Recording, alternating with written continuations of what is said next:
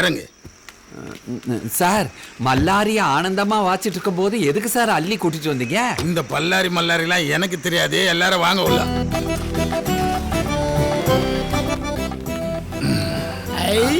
கல்யாணம் மாதிரி விசாலமா இருக்கு. நல்லா படுத்து தூங்கலாம் போல இருக்கு. ஓரமா போய் உக்காரு. வந்துட்டானுங்க. சார் எங்களை எதுக்கு கூட்டிட்டு வந்தீங்க? நைட் டியூட்டிக்கு ஆள் இல்ல, அதான் கூட்டிட்டு வந்தேன். எங்களுக்கு வேற வேலை இல்ல. சார் சார் சார் சார் காலையில கச்சேரி இருக்கு சார், கொஞ்சம் சீக்கிரம் அனுப்பி விட்டீங்கன்னா நல்லது சார். உங்களை சந்தேக கேஸில் தான் கூட்டிட்டு வந்திருக்கேன். உங்க மேல எந்த கேஸும் போடல. எந்த கேஸும் இல்லையாடா, வாங்கடா போலாம். நான் சொல்றத கேட்டீங்கன்னா உனக்கும் நல்லது, எங்களுக்கும் நல்லது. நாளைக்கு என்ன நாள் தெரியுமா? உங்க கல்யாண நாளா இருக்கும். அது நாளைக்கு இல்ல, இன்னைக்கு. டேய், அதை ஏன்டா ஞாபகப்படுத்துற? அதுக்கு தானே நைட் டியூட்டி வந்திருக்கேன். நல்லா அடி வாங்கி இருப்பார் போல இருக்கு. வெளியே தான் புலி, வீட்டுல எலி போல இருக்கு. நாளைக்கு பாபர் மசூதி இடிச்ச நாள். சார் அதுக்கே சார் எங்களை எடுத்துட்டு வந்தீங்க? பட்டையும் புட்டும் வச்சிருந்தா நல்லவன் நம்பிடுவோமா? அதுக்கு தான் என் சந்தேக கேஸ்ல புடிச்சிட்டு வந்தேன். சார் எங்கேயோ அடிச்சதுக்கு எங்களையே எடுக்கிறீங்க. ஐயோ, இவனுக்கு எப்படி ஒரு சோடா கொண்டு வர சொல்லிட்டா? நீ தட்சணை வாங்காம போக மாட்டேன்னு நினைக்கிறேன். சார் நான் பேசுறது வாசிக்கிற மாதிரி இருக்கா? தட்சணை எல்லாம் தரேன்றீங்களே. யோ மேளம், நீ வாசியா தட்சணை? நான் சொன்னது இந்த லட்டி தட்சணையா? போய் ஓரமா கரியா. அப்படிங்களா? சரி சார். ஐயோ சார் நான் என்ன நீங்க வாசிக்க போறீங்களா? ஐயப்பா, ரொம்ப டென்ஷன் ஆகுறாரு. அப்பா ஏன்பா இந்த இடத்தை விட்டு சீக்கிரம் போயிருவோன்னு நினைக்கிறியா? ஏன் இப்படி திருத்திரன்னு முடிக்கிற? வாணி சார். யோ, மணி 6 மணிக்கு மேல ஆகுது இல்ல? இன்னும் அந்த பொண்ணை ஹோம் கன்ஃபார்மா உட்கார வச்சிருக்கீங்க? வீட்டுக்கு தவறு சொல்லிட்டேன். அவங்க அப்பா அம்மா வந்துட்டு இருக்காங்க, அதான். வாணி சார், இந்த பொண்ணை உன் பாதுகாப்புல வச்சுக்க. Okay sir. வாமா இங்க.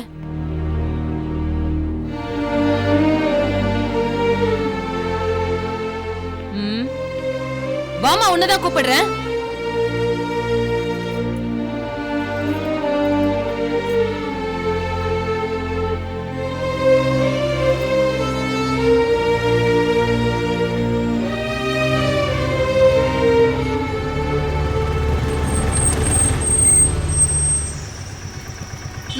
எல்லாம் இறங்கு.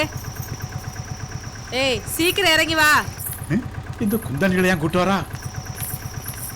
இவ மானத்தை வாங்கிடுவாள. ஏய் எல்லாம் சீக்கிரம் வா. நம்ம பொழப்புல மண்ணை போடுறாங்களடி, என்ன பண்றது இவங்க? உடம்பு தாங்காதமா, ஒரு நாள் லீவ் எடுத்துதான் நினைச்சுக்க.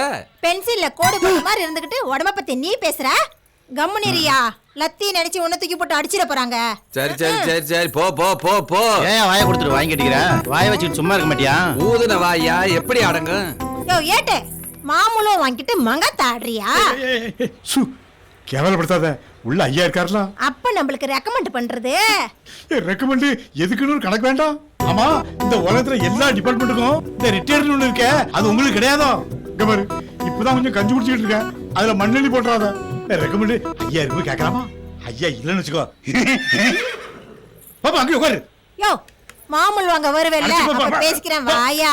இந்த ஆளை நம்பி மாமூலம் கொடுத்துட்டு பொழப்பும் போய் ஐயோ ஐயோ.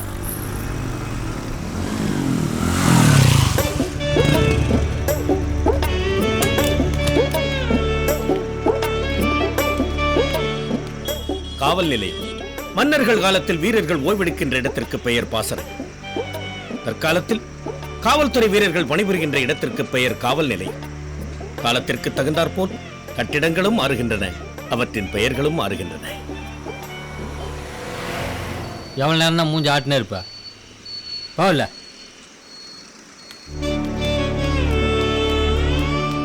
அனைவருக்கும் எனது இனிய இராப்பொழுது வணக்கங்கள். இதென்ன வண்டில ஜீவா வேடிக்கை பார்த்து நிக்கிற? போ. வந்தவர்கள் அனைவரும் ஒரு நாள் போய்த்தான் தீர வேண்டும். காவல் நிலையத்தில் கல்யாண வாத்திய கோஷ்டி எதற்கு?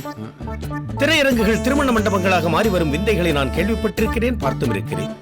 ஆனால் காவல் நிலையங்கள் கல்யாண மண்டபங்களாக மாறி வருகின்றனவே, அதுவும் வாத்திய கோஷ்டியோடு. நல்ல முன்னேற்றம் தான். என்னையா இருந்தாலும் ஏபி நாகராஜனோட ஆவி அடிச்ச மாதிரி இப்படி தமிழ்லயே பினாத்துறான். ஜிப்பாவை பாரு. காவல் நிலையத்தில் பெண்கள் எதற்கு? குற்றவாளிகள் பார்த்து ரசிப்பதற்காக இருக்கும். காவல் நிலையத்திற்கும் கவர்ச்சி தேவைப்படுகிறது. யாரு அது? சார் அது 8.25 லட்சணமே இமநேரும் பரியே மட்டில் பெரியம்மை வாகனமே கூரை இல்லா வீடே குலராமன் தூதுவனே ஆரையடா சொன்னாய் அது என்று ஔவையாரிடம் மாட்டிக்கொண்டவனின் நிலையில் தான் தாங்கள் உள்ளீர்கள். அது இது என்று அகிரணையில் அழைப்பதற்கு நான் என்ன சாலையில் தெரியும் ஆடா மாடா அல்லது சாக்கடையில் உரிமை கிடக்கும் பன்றியா? வந்தாரை வாழ வைக்கும் வண்ண தமிழ்நாட்டிலே சொந்த நாட்டான் சூழ்நிலை கைதியாக காவல் நிலையத்திற்கு வந்தால் அவனை வரவேற்று வணக்கம் சொல்ல வேண்டும் என்ற பண்பு கூட தெரியாத ஆய்வாளராகிய உங்களுக்கு என்னுடைய பணிவான வணக்கங்கள். நான் 2 வார்த்தை பேசுனதுக்கு என்னென்ன பேசுனீங்க? அறிவு மாதிரி கொட்டிக்கிட்டு இருக்கேன். என்ன பண்ண போறீங்க? யோ எங்கயா புடிச்ச? சார் பஸ் ஸ்டாண்ட்ல புரியா பாச பேசுதா சார், சந்தேகமா இருந்துச்சு அதான் இட்டு வந்தேன். என்னுடைய மொழியா புரியவில்லை? என்னுடைய மொழியா புரியவில்லை? கல் தோன்றிய மண் தோன்றா காலத்தே முன் தோன்றிய மூத்த குடி தமிழ் குடி. ஏய் குடி பிரச்சனை அந்த காலத்திலே இருந்துக்குடா. இல்லாதே பேரு சொல்லுவாரு. பேர் என்ன? என்னை ஈன்றெடுத்த தாய் தந்தையர் எனக்கு வைத்த பெயர் சிவசுப்பிரமணியன். தந்தை சிவபக்தர், தாயார் முருகபக்தர். இவர்கள் இருவருடைய பக்தியின் காரணமாக நான் அவதரித்த காரணத்தினால் எனக்கு சிவசுப்பிரமணியன் என்று பெயரிட்டார்கள். ஆனால் தமிழின்பால் நான் கொண்ட அதீத காதலின் காரணமாக என்னுடைய பெயரை தமிழாய்ந்த நல்லோர் என்று மாற்றிக்கொண்டேன். ஆக எனது பெயர் தமிழாய்ந்த நல்லோர். இது சாம்பிள் தான், இன்னும் நிறைய இருக்கு. ப்ரொசீட். எந்த ஊரு? ஸ்டார்ட். முக்கண் முதல்வனுக்கு உற்ற நண்பனாக இருந்து செய்த ஒரு சிறிய பிழையினால் திருநாவலூர் என்ற திருத்தலத்திலே அவதரித்து சுந்தரமூர்த்தி நாயனார் என்று பெயர் பெற்று மணக்க வேண்டிய பெண்டிரை விடுத்து வேறு பெண்டிரை மணக்கச் சென்ற காரணத்தினால் இறையனார் எம்பெருமானால் தடுத்தாட்கொள்ளப்பட்டு வழக்காடு மன்றத்திலே சுந்தரமூர்த்தி நாயனார் நிறுத்தப்பட்ட திருவெண்ணைநல்லூர் எனது ஊர். நான் ஊர் பேர் இவ்வளவு பெருசாக்குது, எப்படி போஸ்ட் கார்டில் எழுதுது? என்ன ஜாதி? சாதி இரண்டுடைய வேறில்லை சாற்றுங்கால் நீதி விழுவா நெறிமுறையின் மேதினியில் இட்டார் பெரியோர் இடாதார் எழுகுலத்தோர் பட்டாங்கில் உள்ளபடி என்று முழங்கினாலே அவ்வை கிழவி. அந்த சாதி என்னுடைய சாதி. காக்கை குருவி எங்கள் சாதி என்று முழங்கினானே முண்டாசு கவிஞன் பாரதி. அந்த சாதி என்னுடைய சாதி. தமிழுக்கும் சாதி இல்லை, தமிழாய்ந்த நல்லோனுக்கும் சாதி இல்லை ஐயா. ஐயா முடியல, அவர் முடிச்சோன்னு கூப்பிடுங்க, வரேன். என்ன தொழிலே? எமக்கு தொழில் கவிதை எழுதுதல், நாட்டுக் குழைத்தல், இமைப்பொழுதும் சோராதிருத்தல் என்று வெண்கல குரலால் வெள்ளையர்களை நீதிமன்றத்தில் நடுநடுங்க வைத்தானே சுப்பிரமணிய பாரதி. அந்த தொழில் எனது தொழில். ஏங்க இதெல்லாம் ஒரு தொழிலாங்க, நான் வேலை செய்றீங்க. வேல் என்னப்பன் முருகன் கையில் இருப்பது, அதை நான் ஏன் செய்ய வேண்டும்? அது கொல்லர்களுடைய வேலை அல்லவா? அதெல்லாம் சரி, நீ என்ன வேலை செய்யற? மகாபாரதம், ராமாயணம், சிலப்பதிகாரம், சிவ சிந்தாமணி, வளையாபதி, குண்டலகேசி, மணிமேகலை, 4000 திவ்ய பிரபந்தம், பெரிய புராணம் போன்றவற்றை முற்றிலுமாக ஓதி உணர்ந்து கல்வி கற்க வருகின்ற பள்ளி சிறார்களுக்கு கல்வியினை பயிற்றுவிக்கும் பள்ளி ஆசிரியனாக பணிபுரிகிறேன் ஐயா. ஏய் கம்னுடா, காது நிலை அடிக்க போறேன். வாத்தியார்ண்ணா எம்ஜிஆர்டா. யோபா, இந்த ஆளு பேசி பேசி நான் டயர்ட் ஆயிட்டேன். யோ உட்கார வை. சரி. வக்காரு.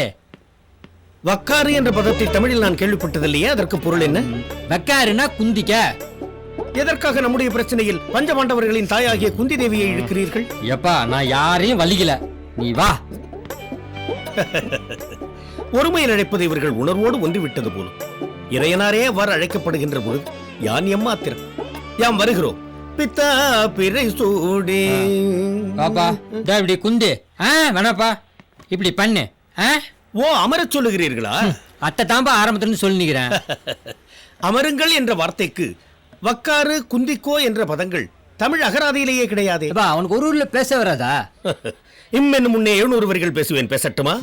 ஓனாப்பா, ஏற்கனவே டரியல் ஆகுது. இந்த டரியல் என்ற வார்த்தை ஐயப்ப சாமி நீதான் என்னை காப்பாத்தணும். ஐயப்ப சாமி தமிழ் அறியாதவர். இந்த மாதிரி 4 கேஸ் வந்துச்சு, டேஷனை ஊத்தி மூட்டு போடுவானுங்க. அப்பால நம்ம பாடு கொண்டாட்டம் தான்.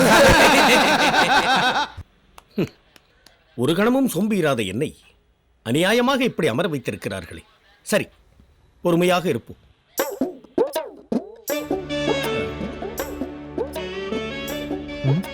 ஐயா அமர்ந்திருப்பவரே, அப்படி அடித்து வைத்த ஆணி போல் அசையாமல் உங்களை அமர வைத்திருக்கிறார்களே, அப்படி தாங்கள் செய்த குற்றம் தான் என்ன? அதை தங்களுக்கு ஆட்சேபம் இல்லாவிட்டால் அடியனிடம் அறிவிக்கலாமா? சொல்லியா? நான் கேட்க கேட்க நீங்கள் பேசாமல் இருப்பதை பார்த்தால் தாங்கள் வேற்றுமொழிக்காரரோ என்று நான் ஐயுறுகிறேன். ஆரம்பிச்சிட்டியா? அவன் வேற்றுமொழிக்காரன் கிடையாது, தமிழன் தான். இப்ப மட்டும் இல்ல, நீ எப்ப கேட்டாலும் அவனால் பதில் பேச முடியாது. ஏன்னா அவன் பிறந்ததுல இருந்தே வாய் பேச முடியாது, காதும் கேட்காது. என்ன இரும்பு இதயம் ஐயா உமக்கு? வாய் பேச முடியாததற்கு வழக்கா? வாய் பேச முடியாததுக்கெல்லாம் கேஸ் போட்டுருக்கு. நாங்க என்ன லூசா? அவன் என்ன பண்ண தெரியுமா? முனுசாமி தெருல 3 பவுன் நகையை திருடிட்டு இருட்டுல எரும மாட்டு மேல ஏறி இன்ஸ்பெக்டர் வீட்டுல விழுந்துட்டான். அவர் தான் அடிச்சு இழுத்துட்டு வந்து உட்கார வச்சிருக்காரு. யோ, இந்த மாதிரி ரொம்ப நேரம் பேசணும்னு வச்சுக்கோ, இந்த பாத்தியா உன்னையே பார்த்துட்டு இருக்கான். நீ ஏதோ அவனை திட்ட நினைச்சுக்கிட்டு உன் குரலை கடிச்சிருக்கோம்.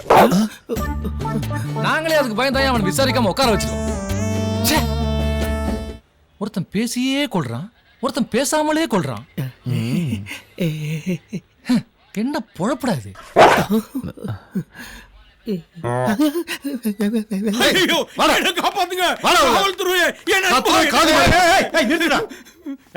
இந்த நடு சாமங்கான அவனை அடிச்சு இழுத்து வரல.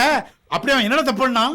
ஏல நீ யாரு, நீங்க ரெண்டு பேரும் யாரு? ஐயா, இந்த ஆள் ஒரு ஜோசியக்காரங்க. ஊர் ஊரா ஜோசியம் பாக்குறேன், பரிகாரம் பண்றேன்னு சொல்லி ஊர் பூரா பணத்தை வாங்கிட்டு ஓடி போயிட்டாங்க. எங்க தேடியும் கிடைக்கல. இன்னைக்குதான் வசமா மாட்டினாதான் என்கிட்ட கொண்டு வந்தேன். அப்படியா?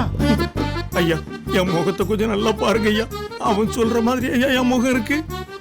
ஐயா, இப்படிதான் என் பொண்ணுக்கு 3ஆம் தேதி கல்யாணம் நடக்கும்னு சொன்னா. அது நல்ல விஷயம் தானே. ஆனா 2ஆம் தேதி வேற ஒருத்தன் கூட ஓடி போயிட்டாங்க. ஐயா, நான் போய் சொன்னாலும் என் வாய் போய் சொல்லாது. கேட்டியா? இருங்க ஐயா. யோ ஐயா, பயா போயா. ஆமா, இவனுங்க சொல்றதெல்லாம் உண்மையா? ஐயா, என் திறமையில உங்களுக்கு நம்பிக்கை இல்லைன்னா என்ன சோதிச்சு பாருங்க. உங்கள யாருக்காவது நான் கரெக்டா சோதிச்சு சொல்லலைன்னா என்னை என்கவுண்டர்ல போட்டுருங்க ஐயா. எங்க பாக்கான்? என்ன சிங்க முகம் தெரியுது? ஓ, பட்டல்ல இருக்கிறதா? யோ, உன் முகத்துல முடிச்சா கிணறே காணாம போயிடுமையா. கிணத்தை பத்தி பேசாதாமா? ஆஹா, ஆஹா, முகம்னா முகம், இது முகம்.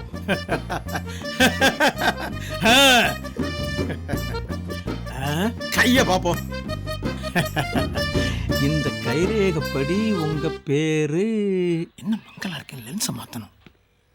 ஆர் காமராஜ். அச்சரேக, தீர்க்க ரேக, பூமி தீரேக. இந்த 3 ரேகை தான் இந்த கையில இல்ல. மத்த ரேகை எல்லாம் பின்னி பிசுறு எடுத்து பிரிச்சு பேன்ல பாத்துக்கிட்டு இருக்கு. பாக்குண்டா பாக்கும். இந்த மாதிரி ரேகை கோடியில ஒருத்தனுக்கு தான் அமையும். அது உங்களுக்கு அமைஞ்சிருக்கு.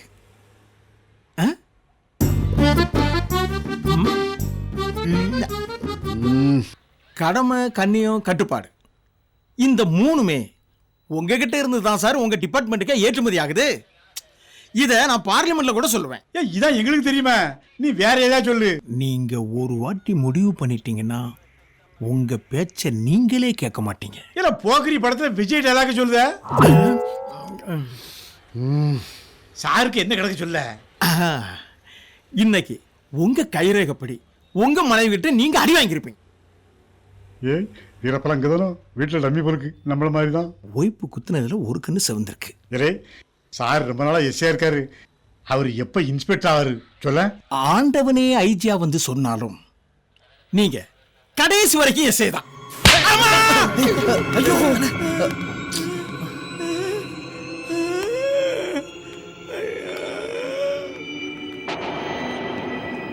உதவி ஆய்வாளரே, ஏன் இப்படி உன்மத்தம் கொண்டவன் போல் நடந்து கொள்கிறீர்கள்? உங்கள் கைரேகையை பார்த்து பலன் கூறியதற்காக உங்கள் கைரேகை அவர் கன்னத்தில் பதிகின்ற அளவிற்கு அவரை அடிப்பது கைகையை ராமனுக்கு செய்த கொடுமையினும் பெருங்கொடுமை என்றோ? எதுக்கு இப்ப ராமாயணம்? ஏன் ஆத்திரப்படுகிறீர்கள்?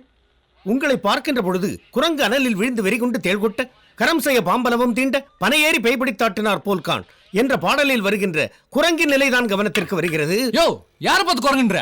ஒரு வாட்டி சொன்னதுக்கே இவருக்கு ஒரு 10 வருது. மார்க்கெட் பூரா இவருக்கு தான் பேர் தெரியுமா? மெய்யல் சொல்ற. வாத்தியாரன்னு பார்க்க மாட்டேன், லாடம் கட்டுறேன். போய் உக்காரியா, உக்காரியாண்ணா. இறைவா இறைவா. டேய், இவனை கூட்டிட்டு போய் என்ன பண்ணுங்கடா? போங்கடா. பிரிச்சு பேன் பாக்குறேன். சாமியார்ல தான் போலி சாமியார் இருக்காங்கன்னா எல்லா தொழிலையும் போலி இருக்கத்தான் செய்றாங்க.